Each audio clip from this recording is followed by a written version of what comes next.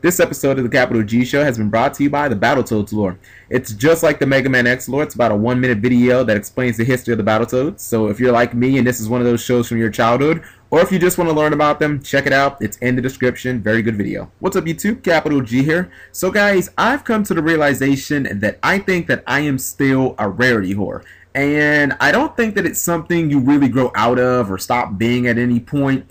You know, I actually haven't assembled a deck in real life in quite some time. You know, I think the last time was my Insector deck where I played at that regionals and I went like 7-2. But for the last like 3 formats, I mean, I've been playing pretty much exclusively online, maybe even longer than that. And I started picking up stuff from my Bujin deck. You know, I got the 3 Yamatos, I got the Double Hair, I got the Quaylin.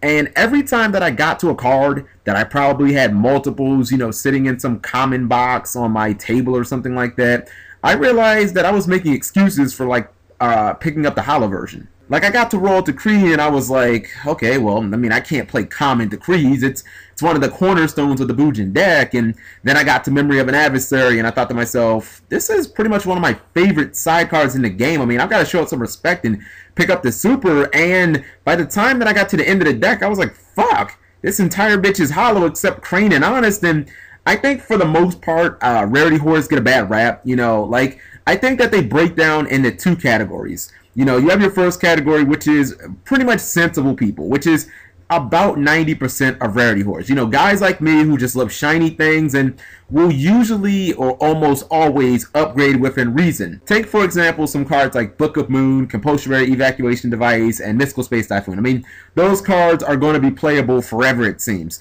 So I really don't see the harm in spending $3 on a secret rare version, which you're probably going to be playing for like the next 2 or 3 years anyway, instead of spending $1 on a common. I think that most people agree that that's pretty simple. And then you've got your second category of rarity whores, and we'll just call that guy. I mean, you guys know Mr. I've got CP supers of all the hot shit, and I dropped 150 on a playset of Ultimate Tinkies with no hesitation.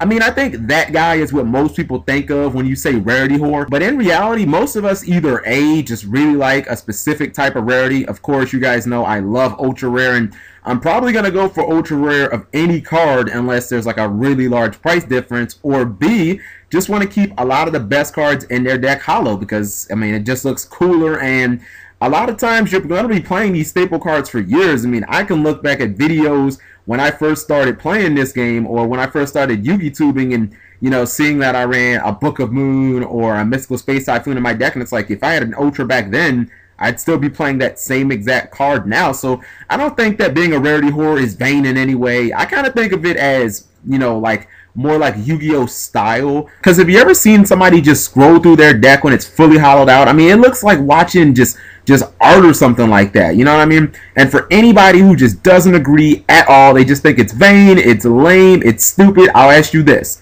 What if you were going on a blind date with a girl for the first time and you had to pick her up in either a Prius, or B, a Camaro? I mean, they both get her to the movies in the same exact fashion, in the same way, but I'm pretty sure if you pull up in that Camaro, if nothing else, she'll probably be like, wow, nice car, and bam, you are officially halfway to using your Forbidden Lance on her Dark Hole. Bada beam, bada boom, it's over.